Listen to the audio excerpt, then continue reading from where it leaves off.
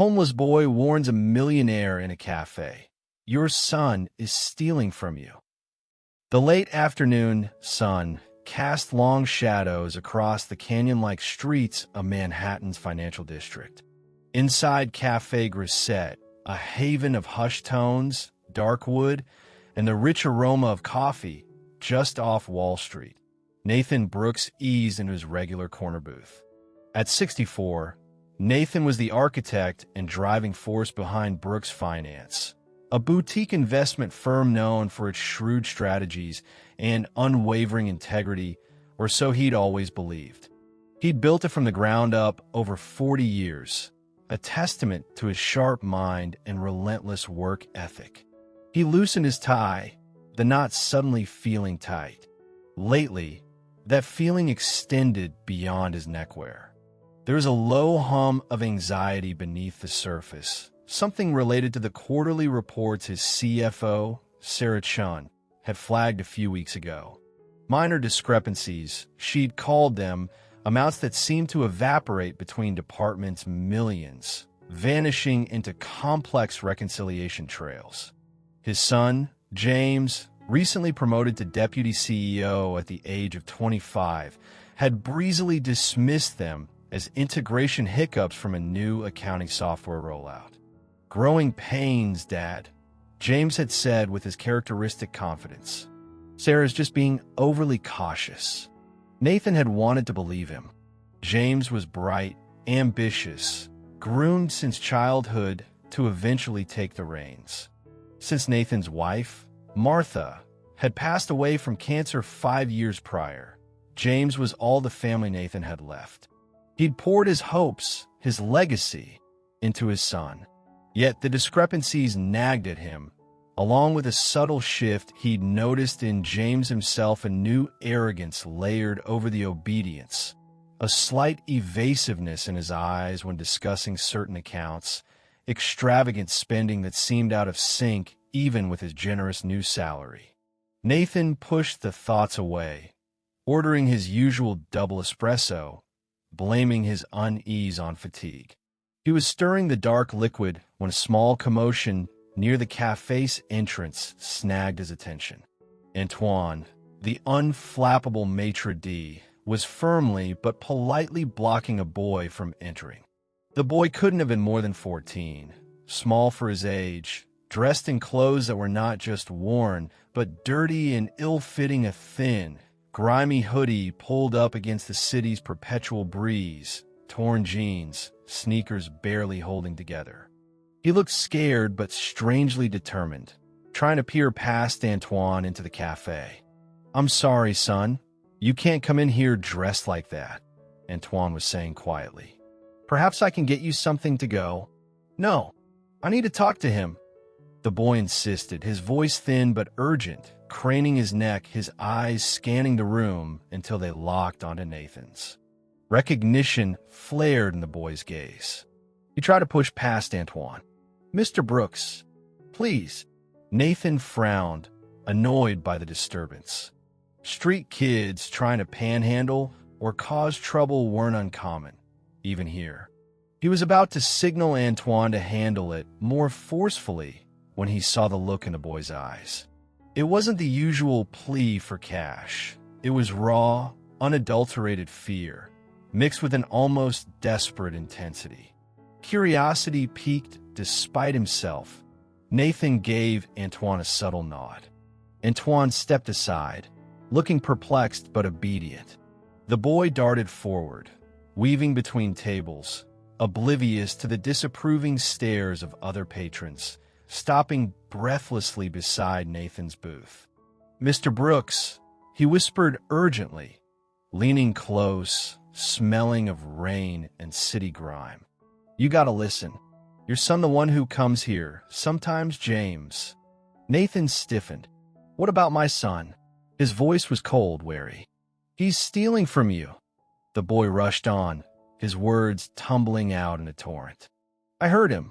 In the alley behind here, talking to some other guy. Said he was going to sell your company's secrets, ruin you." Nathan stared at the boy, disbelief warring with the cold dread coiling in his gut. It was ludicrous. A homeless kid spinning wild tales. Yet stealing from you ruined you. The words echoed the anxieties he'd been trying to suppress about the missing funds, about James's recent behavior. That's nonsense, Nathan said sharply, regaining his composure. Who are you? What alley? You're probably mistaken or trying to scam me. He reached for his wallet, intending to give the kid a 20 to make him disappear. No, it's true. The boy's eyes filled with tears of frustration. I live back there in the alley behind this block. They met last night late. James the first recognized him. Seen him around, he was saying his dad was old, wouldn't notice the money gone, said he'd sell out to a competitor, split the cash, leave you with nothing. The boy grabbed Nathan's hand across the table, his own small hand surprisingly strong, trembling. I swear, Mr. Brooks, he's betraying you. Nathan pulled his hand back sharply, unnerved by the boy's intensity, by the chilling alignment of this wild accusation with his own buried fears. He looked at the desperate, tear-streaked face. Could it be true? Could James, his own son, be capable of such treachery? The idea was monstrous, unthinkable. Yet, he made a decision. Not belief, but caution. What's your name? He asked, his voice tight. Sam. All right, Sam. Nathan signaled Antoine again. Antoine, please see that Sam gets a proper meal in the kitchen. Something hot. He looked back at the boy. Wait there. Don't leave. To Sam, he said, I don't know if I believe you, but I'll look into it. He sounded dismissive, but inside, the carefully constructed facade around his relationship with James had developed its first hairline crack. The espresso suddenly tasted bitter on his tongue. He needed to talk to Sarah Chin again. Immediately. And this time, he wouldn't accept James's easy reassurances. Nathan left Café Grisette abruptly, the espresso unfinished, the encounter with Sam churning in his mind. Back in the sterile quiet of his top-floor office at Brooks Finance, the city spread out below him like a map of his own ambition. He felt a profound sense of unease. Sam's words, raw and desperate, had struck a nerve precisely because they resonated with the financial anomalies Sarah Chun had uncovered. He summoned Sarah immediately. She was a sharp, meticulous woman in her late 40s who had been with Brooks Finance for 15 years, fiercely loyal and rigorously methodical. Nathan trusted her judgment implicitly. He recounted the incident at the cafe, omitting none of Sam's specific accusations. A homeless boy's desperate story, Sarah, he concluded, pacing the length of his office. Likely nonsense, but the timing coinciding with these financial discrepancies you flagged, it's disturbing. Sarah listened intently, her expression growing increasingly serious. The discrepancies aren't resolving themselves, Nathan, she said quietly. James assured us the new software was the issue, but the reconciliation problems are deepening, not improving. Millions are still unaccounted for, routed through increasingly complex internal transfers that lack clear business justification. She paused. Frankly, I've been losing sleep over it. And James? Nathan asked, dreading the answer. He's become dismissive, Sarah admitted carefully. Impatient when questioned. He authorized several large, vaguely defined consulting payments last quarter that bypassed standard approval protocols. When I queried them, he was quite hostile. Nathan sank into his leather chair, the weight of possibility pressing down on him. His son, hostile? Deceptive? It seemed impossible, yet the pieces were starting to form a terrifying picture. I need certainty, Sarah, he said, his voice strained. Absolute certainty. We need to investigate this properly and discreetly. James cannot know. Sarah nodded grimly. I agree. We need forensic accountants, specialists who can trace these transactions without alerting internal systems. and perhaps external verification of James's activities. Nathan authorized it immediately. He contacted a top-tier corporate investigations firm, one known for its discretion and expertise in financial fraud. Within days, a small team was embedded, ostensibly working on a routine audit enhancement project, but actually digging deep into the firm's financial labyrinth and James's digital footprint within the company. Simultaneously, Nathan felt compelled to find Sam again. The boy was the catalyst, the unwelcome harbinger.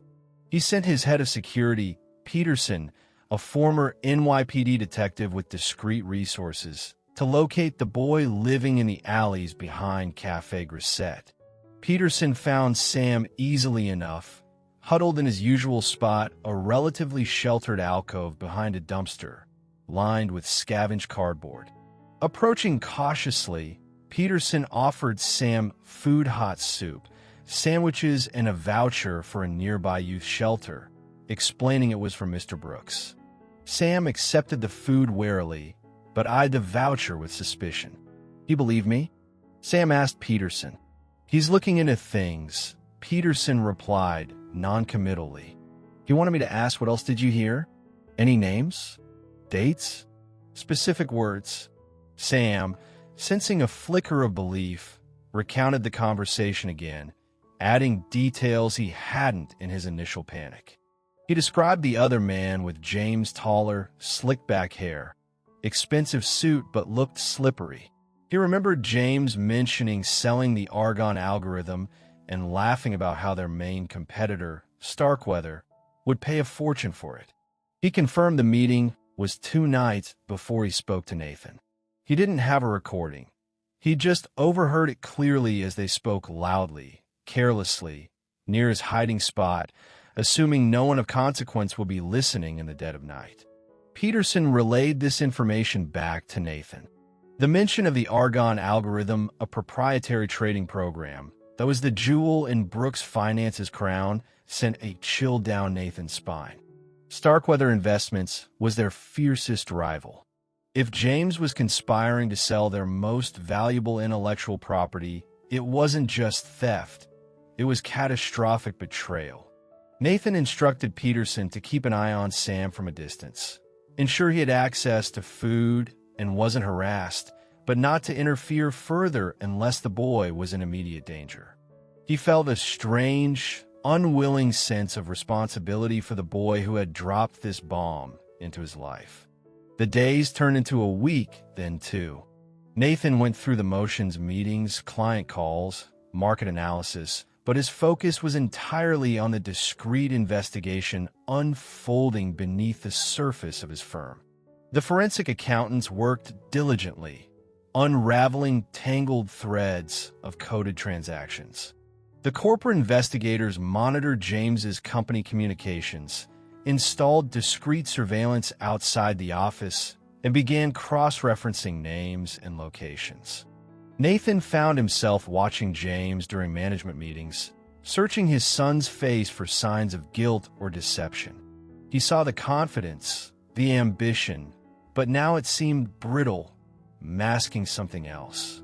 He saw the easy charm James deployed, the casual way he discussed company finances, and felt a sickening lurch in his stomach. How could he have been so blind? Had his grief over Martha's death, his desire to see James succeed, made him ignore warning signs? The investigators confirmed James had been having clandestine meetings outside the office with Marcus Thorne, a notoriously unscrupulous executive recently fired from Starkweather Investments. Financial trails started leading to offshore shell corporations. Deleted emails, partially recovered from server backups, hinted at coded discussions about asset transfers and data exfiltration. Each piece of evidence was like a hammer blow against Nathan's heart.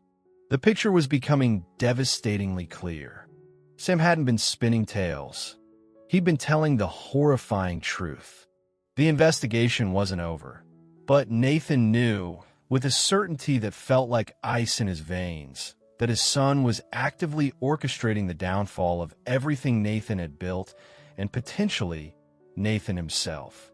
The need for absolute proof was paramount before he could act, but the weight of the inevitable confrontation settled heavily upon him. The final report from the corporate investigators landed on Nathan Brooks' desk like a judgment. Bound in unassuming navy blue, its contents detailed a level of calculated treachery that surpassed even Nathan's darkest fears over the preceding weeks. The forensic accountants had meticulously untangled the web of deceit, tracing millions of dollars siphoned from Brooks' finance through layers of shell corporations, ultimately landing in anonymous offshore accounts accessible only by James. But the financial theft, staggering as it was, paled in comparison to the other findings. Recovered server logs and encrypted messaging apps revealed irrefutable evidence of James's conspiracy with Marcus Thorne, the disgruntled former Starkweather executive. They weren't just planning to steal money. They were systematically leaking Brooks' finance's proprietary trading strategies, client data, and the core code of the invaluable Argon algorithm to Thorne, who intended to sell it to Starkweather or another competitor, effectively gutting Brooks' finance from the inside out. There were transcripts of recovered voice messages, James's voice coolly discussing how to manipulate quarterly reports to mask the bleeding finances until the deal was done. There were emails outlining the plan to discredit Nathan, portraying him as aging, incompetent, losing his grip, paving the way for James to either seize control after the company was crippled or simply vanish with his illicit fortune, leaving his father to face the fallout. The phrase Sam had overheard, "Dad is old, he's done for," echoed with chilling precision in the cold, hard evidence. Nathan read through the report page by page, each sentence a fresh wound. He felt a profound, hollow grief, a sense of failure that cut deeper than the anger. Where had he gone wrong? Had he pushed James too hard, or not hard enough? Had he been too absorbed in his work after Martha died, leaving James feeling unseen, unappreciated? Or was this simply who James was: ambitious, ruthless, lacking the fundamental moral compass Nathan had tried to instill? He remembered James as a boy eager to please, shadowing Nathan at the office on weekends. He remembered their shared grief when Martha passed, clinging to each other. He remembered the pride he felt seeing James graduate from Wharton, the hope he invested in him when he brought him into the company. How had that bright, promising young man become this stranger, capable of such profound betrayal against his own father, against the legacy Nathan had spent a lifetime building? The investigators had also included surveillance photos. James meeting Thorne in dimly lit bars, exchanging envelopes in parked cars, the images grainy but unmistakable. They even found evidence that James had used company resources to run a smear campaign against Sarah Chun internally after she first started raising flags about the finances, trying to undermine her credibility. The betrayal was total, calculated, and sickeningly personal. Nathan sat alone in his vast office long after his staff had gone home, the city lights twinkling obliviously outside his window. The anger, when it finally surged through the grief, was cold and absolute. There was no room for excuses, no possibility of reconciliation. James hadn't just stolen money or secrets. He had betrayed trust, love, family, the very foundations of Nathan's life. He knew what he had to do. There could be no quiet dismissal, no negotiated exit to avoid scandal. This required a reckoning. He picked up the phone, his hands steady despite the tremor in his heart, and called James. "James," he said, his voice devoid of emotion. "I need you to come to my office." "Now, Dad?" "It's nearly 9 o'clock. James sounded surprised, slightly annoyed. "Can it wait until morning?" "No," Nathan replied, the single word carrying an unmistakable weight. "It cannot wait." Get here." He hung up before James could argue further. He then called Peterson, his head of security. "Peterson," he instructed calmly, "wait downstairs in the lobby. When my son arrives, escort him up to my office, and then wait outside my door. Understand?" "Understood, Mr. Brooks." Nathan straightened the damning report on his desk, positioning it squarely in front of the chair opposite his own. He took a deep breath, steeling himself. The confrontation would be agonizing, but it was necessary. The illusion of his family, his successor, his legacy had been shattered. Now, he had to deal with the wreckage. The heavy oak door to Nathan Brooks' office opened, and James strode in, projecting an air of casual annoyance. "All right, Dad, I'm here," he said, loosening his tie. "What's so urgent it couldn't wait?" He stopped short as he saw the look on his father's face, a glacial stillness, an absence of warmth that was more terrifying than any overt anger. He also saw the thick blue binder positioned squarely on the desk between them. "Sit down, James," Nathan said, his voice dangerously quiet. James hesitated, a flicker of unease crossing his features, but he sank into the leather armchair opposite his father. "Okay," he said, trying to maintain his usual confident demeanor. "What's this about?" Nathan didn't speak immediately. He simply pushed the binder across the polished expanse of the desk. "Explain this."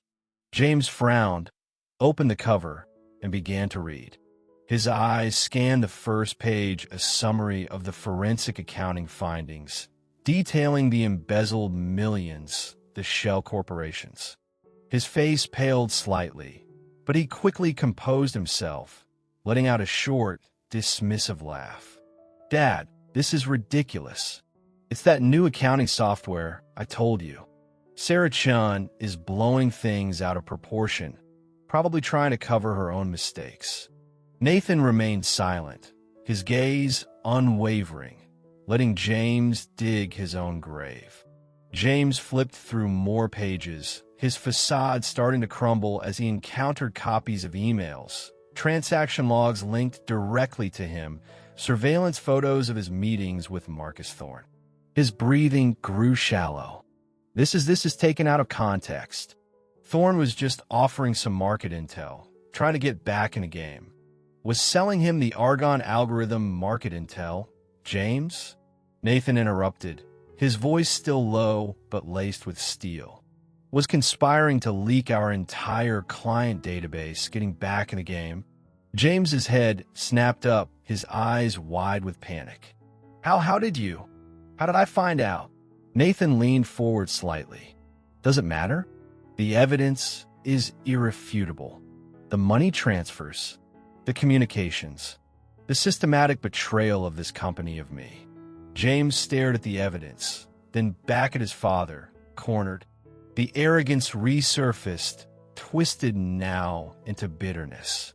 "All right, fine. So I took some money. This company owes me. You always care more about Brooks' finance than you ever did about me or Mom. It was always the business first. I built half of this recent success, and what did I get? Deputy CEO, still living in your shadow." Nathan felt a sharp, physical pain in his chest, hearing the venom, the justification. "So you decided to burn it all down? Ruin everything? Including your own father? You were already fading." James spat back, rising from his chair, his face flushed. "Stuck in the past. I was making deals you were too scared to make. I deserve more than waiting for you to finally retire or die."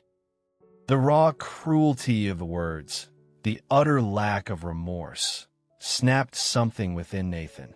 He stood up abruptly, his movement swift and powerful for his age. As James leaned forward, perhaps intending to grab the report, Nathan reacted instinctively, viscerally. He slapped his son hard across the face. The sound cracked through the silent office like a gunshot. James stumbled back, clutching his cheek, shock and fury warring in his eyes. "You hit me. he whispered incredulously.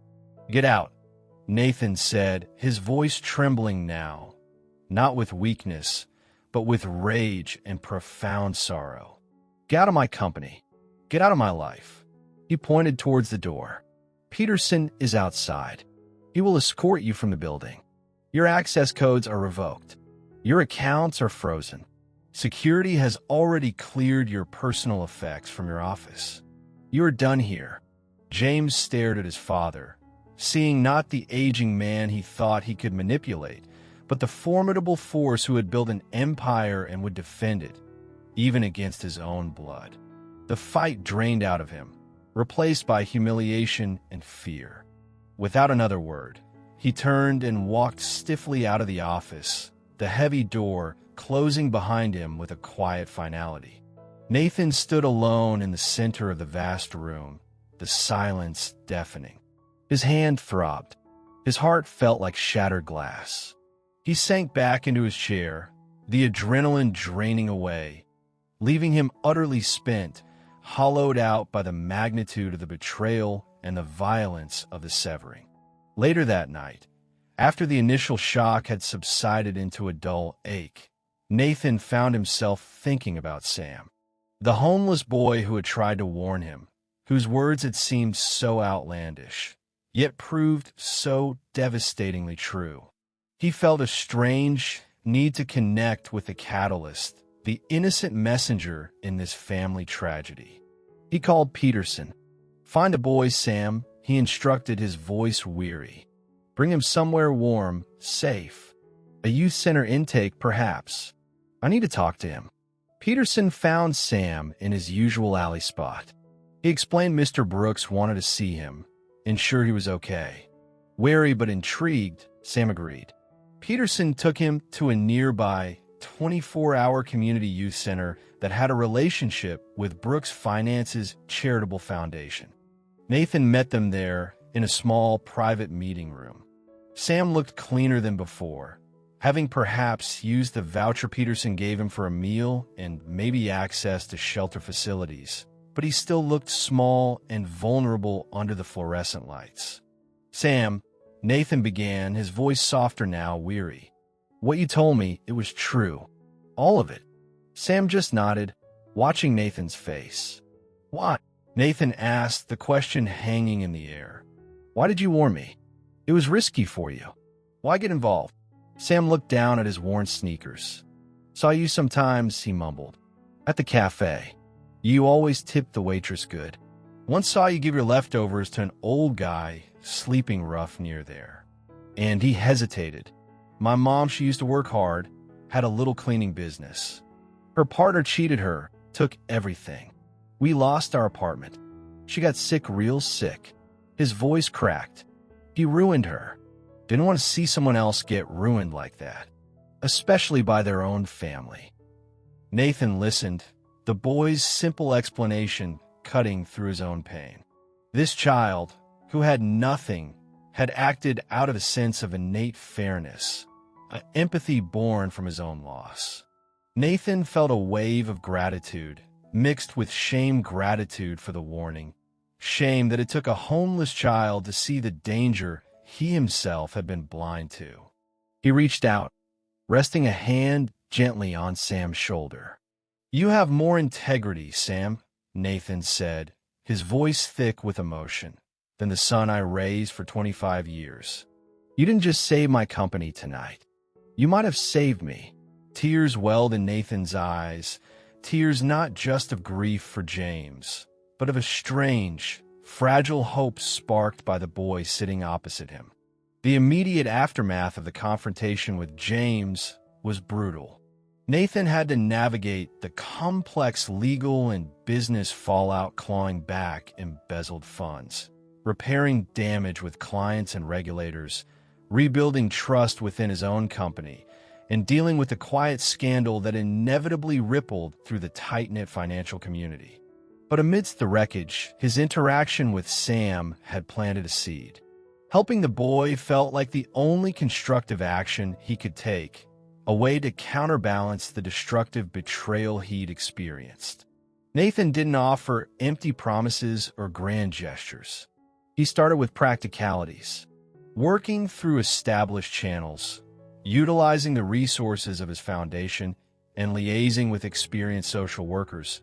He ensured Sam was placed not just in any shelter, but in a highly regarded transitional living program for homeless youth. It offered stability, counseling, medical care, and, crucially, educational support.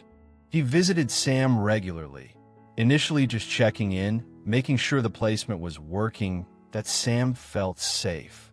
He learned more about Sam's life, the resilience he'd developed on the streets, his sharp observational skills, his surprising intelligence hidden beneath layers of trauma and neglect. Sam had dropped out of school after his mother died, but he was hungry to learn. Nathan became Sam's advocate, ensuring he received tutoring to catch up, helping him navigate the bureaucracy of re-enrolling in high school. He didn't try to be a replacement father. The wound left by James was too raw for that, but he became a consistent, supportive presence in Sam's life, a mentor. He shared meals with Sam, talked about current events, offered advice when asked, and simply listened. Slowly, cautiously, a bond formed between the aging, wounded millionaire and the street-smart teenager. Sam, initially wary of Nathan's wealth and power, began to trust the quiet consistency of his support. He saw that Nathan valued honesty and hard work, qualities he recognized in himself. Nathan, in turn, found himself genuinely impressed by Sam's determination, his quick mind, and his fundamental decency. Mentoring Sam provided a sense of purpose that had been missing since Martha's death, a purpose now painfully absent in his relationship with James. Years passed. Sam, thriving in the stable environment Nathan facilitated, graduated high school with honors. He showed a particular aptitude for math and economics, topics Nathan could discuss with him for hours. When Sam expressed interest in business, Nathan didn't hand him a job. He helped him navigate the challenging college application process.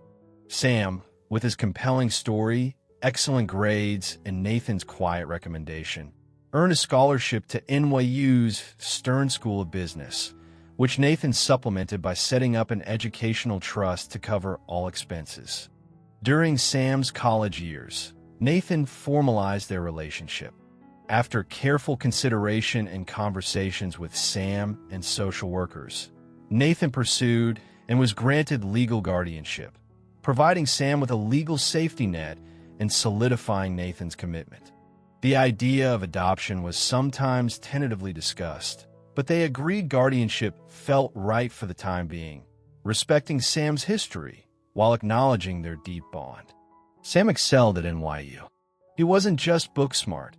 He had a pragmatic understanding of risk and value, honed perhaps by his early life experiences. He never asked for special treatment regarding Brooks' finance. Instead, upon graduation, he applied for an entry-level analyst position through the standard recruitment process. Sarah Chun, now Nathan's COO and aware of Sam's history, ensured his application was treated fairly but rigorously. Sam earned the job on his own merit. He started at the bottom, learning the ropes, proving himself with his sharp intellect, incredible work ethic, and unwavering integrity. His colleagues respected him, unaware of the full story behind his connection to the firm's founder, only seeing a bright, dedicated young analyst. Nathan watched Sam's progress with quiet pride.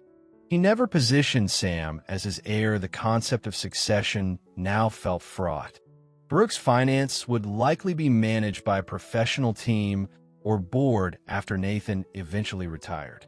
But he knew Sam possessed the character and potential to become a key leader within the firm, someone who understood its values because he embodied them. One crisp autumn evening, several years after Sam had joined the firm, Nathan attended an awards dinner where Sam, now a junior portfolio manager, received recognition as a rising star in the industry. As Sam accepted the award, he thanked his professors, his colleagues, and then paused, looking directly at Nathan seated in the audience.